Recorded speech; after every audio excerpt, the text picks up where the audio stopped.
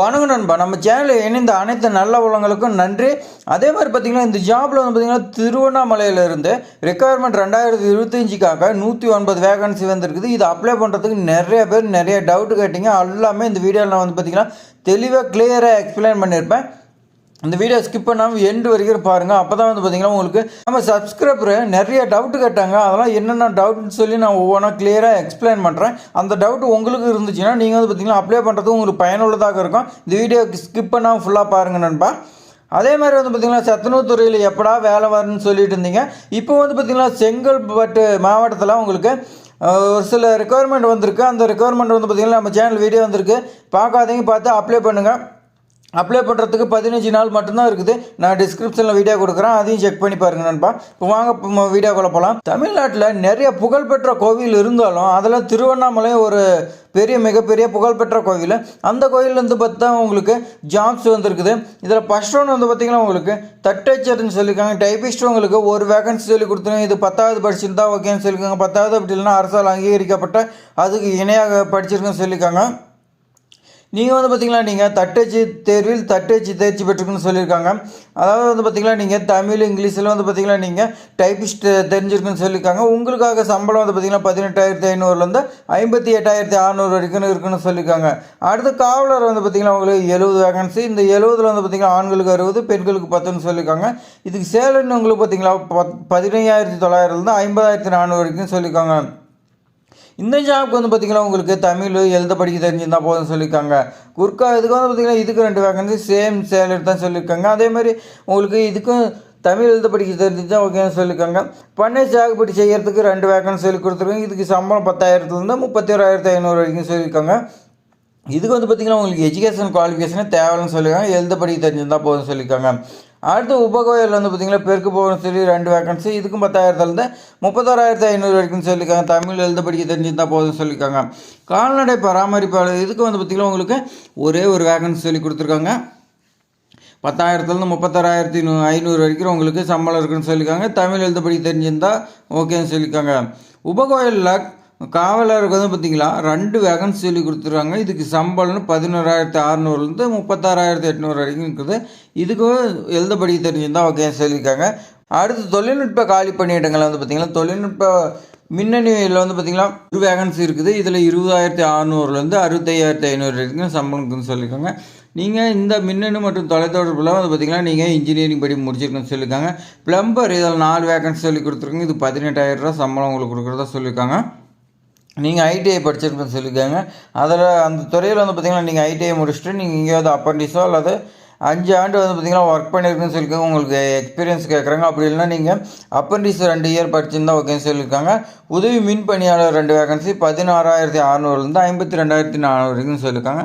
இதுக்கும் ஐடிஐ படிச்சிருக்குன்னு சொல்லியிருக்காங்க. அதே மாதிரி பார்த்திங்கன்னா மின் உரிமம் வந்து பார்த்திங்கன்னா மின் உரிமம் வழங்குறவங்கிட்ட வந்து பார்த்திங்கன்னா நீங்கள் ஹச்சுன்னு சொல்லி பார்த்திங்கன்னா உங்களுக்கு சான்றிதழ் வாங்கியிருக்குன்னு சொல்லியிருக்காங்க. இதெல்லாம் ஒரு சில நிபந்தனை கொடுத்துருக்காங்க. நான் முக்கியமானது மட்டும் சொல்லிடுறேன். ஏஜ் லிமிட் வந்து பார்த்திங்கன்னா உங்களுக்கு 18லேருந்து 45 இயர்ஸுக்கு மேலே போகக்கூடாது. 18லேருந்து 45 இயர்ஸுக்கு உள்ளே இருக்குன்னு சொல்லியிருக்காங்க. அதே மாதிரி நீங்கள் தமிழ்நாட்டை சேர்ந்தவராகணும், கடவுள் நம்பிக்கை இருக்குன்னு சொல்லியிருக்காங்க, இந்து மதத்தை சேர்ந்தவராகன்னு சொல்லியிருக்காங்க. அதே மாதிரி உங்களுக்கு தொற்றுநோய் மனநிலை குன்றியவர் இந்த மாதிரி இருந்துச்சுன்னா வந்து ஜாப்க்கு எலிஜிபிள்னு சொல்லியிருக்காங்க. அதே மாதிரி உங்களுக்கு உங்கள் மேலே எஃப்ஐஆர் நீதிமன்றத்தில் ஏதாவது தண்டனை கொடுத்துருந்தாலும் இதுக்கு நாட் எலிஜிபிள்னு சொல்லியிருக்காங்க. நன்னடத்தை உடையவராக இருக்குன்னு சொல்லியிருக்காங்க. அதுக்கு வந்து பார்த்திங்கன்னா கிரீனிங்கில் சைன் பண்ணுற கவர்மெண்ட் அதிகாரிக்கிட்ட நீங்கள் வந்து பார்த்திங்கன்னா சர்டிஃபிகேட் வாங்குற மாதிரி இருக்கும். ஒவ்வொரு பதவிக்கும் வந்து பார்த்திங்கன்னா நீங்கள் தனித்தனியாக தான் இப்போ விண்ணப்பிக்கணும்னு சொல்லியிருக்காங்க. நீங்கள் பார்த்திங்கன்னா 10 நம்ம ஏற்கனவே பார்த்தோம் வெளித்துறை பணியிடங்கள் வந்து பார்த்திங்கன்னா 60 வேகன்சி வந்து பார்த்திங்கன்னா ஆண்களுக்கும் 10 வேகன்சி வந்து பார்த்திங்கன்னா பெண்களுக்கும் சொல்லியிருக்காங்க.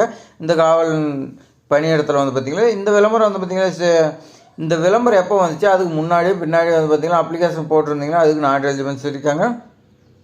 நீங்கள் விண்ணப்பத்தோடு வந்து பார்த்திங்கன்னா கல்வி சான்றிதழ் வைக்கணும். கூடுதல் ஏதாவது அந்த ஸ்போர்ட்ஸு கம்ப்யூட்டர் கோர்ஸு இந்த மாதிரி ஏதாவது டேலி இந்த மாதிரி படிச்சிருந்தீங்களோ அதுவும் சர்டிஃபிகேட் இருந்தால் வைக்கலாம், இல்லைனா விட்டுருங்க. ஆதார் வாக்காளர் அட்டைன்னு சொல்லியிருக்காங்க. ரேஷன் கார்டு பிற ஆவணங்கள் நாங்கள் வந்து பார்த்திங்கன்னா சுய சான்றப்பம் செய்து செல்ஃப் அட்டஸ்டட் பண்ணி நீங்கள் அனுப்புன்னு சொல்லியிருக்காங்க. ஒரிஜினல் அனுப்பக்கூடாதுன்னு சொல்லியிருக்காங்க. நீங்கள் டேட் ஆஃப் பர்த்துக்கு வந்து பார்த்திங்கன்னா உங்களுக்கு பிறப்பு சான்றிதழ் அப்படி இல்லைனா டிசி வைக்கலான்னு சொல்லியிருக்காங்க.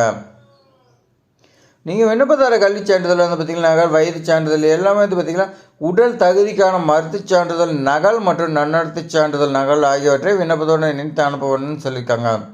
இந்த மெடிக்கல் சர்டிஃபிகேட்டில் வந்து பார்த்திங்கன்னா நிறைய பேர் டவுட் கேட்குறாங்க. என்னன்னு பார்த்தீங்கன்னா இந்த ஒரிஜினல் வச்சு அனுப்பணுமா, அப்படி இல்லை கலர் ஜெராக்ஸ் அனுப்பணுமான்னு கேட்குறாங்க. அப்படிலாம் கிடையாது. நீங்கள் மெடிக்கல் சர்டிஃபிகேட் வாங்கி அதை ஒரு ஜெராக்ஸ் எடுத்துங்க. நார்மலாக நம்ம எப்பயும் பிளாக் அண்ட் ஒயிட்டில் எடுப்போம், அந்த மாதிரி பார்த்திங்கன்னா நீங்கள் ஜெராக்ஸ் எடுத்து இதோட வச்சு அனுப்பலான்னு சொல்லியிருக்காங்க.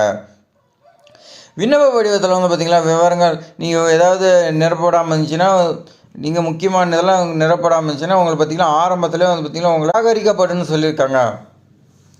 தேர்வு செய்யப்படும் பணிகள் கோயிலில் வந்து பார்த்திங்கன்னா உபகோயில் எப்போ எங்கே வேணாலும் ட்ரான்ஸ்ஃபர் ஆகும்னு சொல்லியிருக்காங்க. அதே மாதிரி நீங்கள் உங்களை வந்து பார்த்திங்கன்னா செலெக்ஷன் பண்ணி ஒரு கோயிலுக்கு போஸ்டிங் போட்டாலும் நீங்கள் உங்கள் எல்லையில் எந்த போலீஸ் ஸ்டேஷனோ அந்த ஸ்டேஷனில் என்ஓசி வாங்கிட்டு வந்து கொடுக்குற மாதிரி இருக்கும். அதே மாதிரி உங்களுக்கு மெடிக்கல் சர்டிஃபிகேட்டும் கொடுக்குற மாதிரி இருக்குன்னு சொல்லியிருக்காங்க. விண்ணப்பம் அனுப்பும்போது நீங்கள் எந்தெந்த பதவிக்கு அனுப்புகிறீங்களோ அது மேலே எழுதிருக்குன்னு சொல்லியிருக்காங்க. அதே மாதிரி நீங்கள் இன்டர்வியூ வரும்போது உங்களுக்கு எந்த ஒரு பயணப்படியும் இருக்குதுன்னு சொல்லியிருக்காங்க. இந்த பஸ் டிக்கெட்டு, சாப்பாடு இந்த மாதிரி வந்து பார்த்திங்கன்னா அதெல்லாம் உங்கள் சொந்த செலவுன்னு சொல்லியிருக்காங்க. நீங்கள் அனுப்பக்கூடிய எல்லா சர்டிஃபிகேட்டும் வந்து பார்த்திங்கன்னா ஒரிஜினல் வந்து பார்த்திங்கன்னா இன்டர்வியூ கூப்பிடும்போது நீங்கள் கொண்டு வரணும்னு சொல்லியிருக்காங்க. ஏதாவது நீங்கள் போலீஸ் சர்டிஃபிகேட் இந்த மாதிரி ஏதாவது வச்சுருந்தீங்களா உங்களுக்கு பணி நீக்கம் செஞ்சு எப்போ வேணாலும் பணி நீக்கம் செஞ்சு உங்கள் மேலே வந்து பார்த்திங்கன்னா குற்ற நடவடிக்கை எடுக்கப்படும் சொல்லியிருக்காங்க.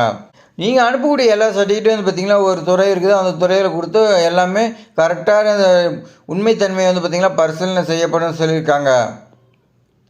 உங்களுடைய செலெக்ஷன் ப்ராசஸ் வந்து பார்த்திங்கன்னா தேர்வு முறையானது அடிப்படை கல்வி தகுதி, நீங்கள் படிச்சுக்கிற கல்வி தகுதி, ஏதாவது எக்ஸ்பீரியன்ஸ் இருந்தால் அது, செயல்முறை தேர்தல், கூடுதல் தகுதி ஏதாவது இருந்தால் அது, நேர்முக இன்டர்வியூ இதெல்லாம் வச்சு தான் உங்களுக்கு மார்க் அடிப்படையில் உங்களுக்கு இருக்குன்னு சொல்லியிருக்காங்க.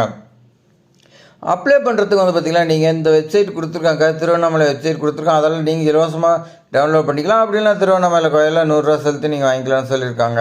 இதை அப்ளை பண்ணுறதுக்கான அட்ரஸ் வந்து பார்த்திங்கன்னா போஸ்ட் மூலியமாக அனுப்புறதுக்கு இணைய ஆணையர் செயல் அலுவலர் அப்படின்னு சொல்லி கொடுத்துருக்காங்க திருவண்ணாமலையில். இந்த அட்ரஸ் வந்து பார்த்திங்கன்னா டிஸ்கிரிப்ஷன் நோட்டிஃபிகேஷன் கொடுக்குறேன், நீங்கள் செக் பண்ணிங்க. அதே மாதிரி பார்த்திங்கன்னா நீங்கள் 25 ரூபா மதிப்புள்ள 5 ஸ்டாம்பை வந்து பார்த்திங்கன்னா நீங்கள் ஒட்டுன்னு சொல்லியிருக்காங்க. நம்ம பழனி முருகன் கோயிலில் அப்ளை பண்ணுமோ அதே மாதிரி தான் சொல்லியிருக்காங்க. ஏன்னா உங்களை இன்டர்வியூ கூப்பிடும்போது அவங்க ரிட்டர்ன் கால் லெட்டர் அனுப்புவாங்க. அதுக்கு வந்து பார்த்திங்கன்னா நீங்கள் சீட்டை வந்து பார்த்திங்கன்னா மடித்து போட்டு அனுப்புகிற அளவுக்கு வந்து பார்த்திங்கன்னா ஒரு கவர் வாங்கி அதில் வந்து பார்த்திங்கன்னா ஸ்டாம்ப் 25 ரூபா ஸ்டாம்ப் ஒட்டி நீங்கள் உங்களுடைய அட்ரஸ் அனுப்பணும்னு சொல்லியிருக்காங்க. அட்ரஸ் வந்து பார்த்திங்கன்னா ரைட் சைடில் உங்களுடைய அட்ரஸ் எழுதுனா லெஃப்ட் சைடில் அவங்க எழுதிக்காங்கன்னு சொல்லியிருக்காங்க. இது இல்லைன்னா வந்து பார்த்திங்கன்னா நீங்கள் அப்ளை பண்ணுறதே வேஸ்ட்டு, நிராகரிக்கப்படுன்னு சொல்லியிருக்காங்க அப்ளிகேஷனு. இந்த அப்ளிகேஷனை 28/2/2025 5:45 அவங்களுக்கு வந்து பார்த்திங்கன்னா அனுப்புன்னு சொல்லியிருக்காங்க. இல்லை டேரெக்டாகவும் நீங்கள் கொடுக்குறதுனாலும் கொடுக்கலான்னு சொல்லியிருக்காங்க. விண்ணப்பம் அனுப்ப வேண்டிய முகவரின்னு சொல்லி கொடுத்துருக்காங்க. இதெல்லாம் நீங்கள் வந்து பார்த்திங்கன்னா ஃபுல்லாக பார்த்துங்க. அவ்வளோ தான் நண்பா. இது போன்ற பயனுள்ள தகவலும் வந்து பார்த்திங்கன்னா நம்ம சேனலில் தொடர்ந்து வந்துகிட்டே இருக்குது. சப்ஸ்கிரைப் பண்ணாதீங்க, சப்ஸ்கிரைப் பண்ணிங்க நண்பா. அடுத்து வந்து பார்த்திங்கன்னா இது அப்ளை பண்ணுறதுக்கு அப்ளிகேஷன் எல்லாமே நம்ம இந்த வீடியோவில் வந்து பார்த்திங்கன்னா அடுத்து வரப்போகுது. சப்ஸ்கிரைப் பண்ணிங்க நண்பா, அப்போ தான் உங்களுக்கு தெரியும். அப்ளிகேஷனில் இருக்குது உங்களுக்கு. இதெல்லாம் வந்து பார்த்திங்கன்னா தனியாக எக்ஸ்பிளைன் பண்ணால் தான் உங்களுக்கு புரியும். அடுத்த வீடியோ வந்து பார்த்திங்கன்னா வரப்போகுது. அதே மாதிரி இந்த வீடியோ பிடிச்சிருந்தா நீங்கள் லைக் பண்ணுங்கள், கமெண்ட் பண்ணுங்கள், உங்கள் ஃப்ரெண்ட்ஸுக்கு எல்லாத்துக்குமே ஷேர் பண்ணி விடுங்க. அவங்களுக்கு பயனுள்ளதாக இருக்கட்டும். தேங்க்ஸ் ஃபார் வாட்சிங்.